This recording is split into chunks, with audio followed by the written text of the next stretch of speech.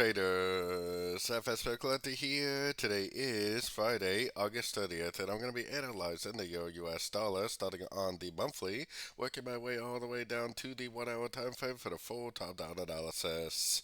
So, on the Euro dollar monthly time frame, I'm definitely still looking at this as likely being either a running flat or an expanding flat. If it is an expanding flat, then it definitely should take out these highs. A running flat would actually make a lower high, likely turning at like the 100% back down. Either way, should still be in an uptrend on shorter time frames. Going down to the weekly time frame. On the weekly time frame, as I've been saying, this is likely a 1, this is likely a 2. This 5 ways up right here is likely the subdivisions of wave 3. So a 1 of 3, WXY 2 of 3, and I still think we're in that wave 3 of wave 3. This definitely does not look like it's over. I mean, it looks like we're in the middle of a 1, 2, 3 subdivision of the wave 3. So I'm definitely still very bullish overall. I think that we just started a bigger correction, but that's okay. Should give us an opportunity to go long on shorter time frames. Going down to the daily time frame, we did have a break of structure, as you can see. That pretty much proves to me that this last sensitive trend is over.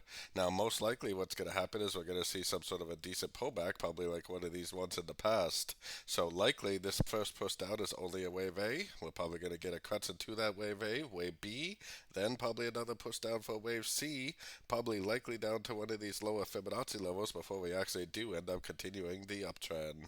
So taking it down to the 4 hour time frame. On the 4 hour time frame, this is definitely a trend. I think this is a wave A.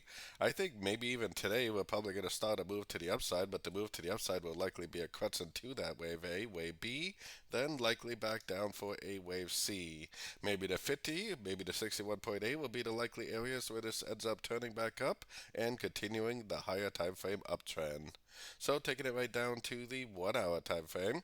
On the 1 hour time frame, like I was just explaining, I do believe that this is all still a wave A. And really, until we get some sort of a break of structure, we can't even really say the wave A is over. I mean, it easily could go down and make more waves to the downside to complete this wave A. At some point, it's definitely going to have to make a move to the upside, which I would say would likely be a correction to the move down for the wave B.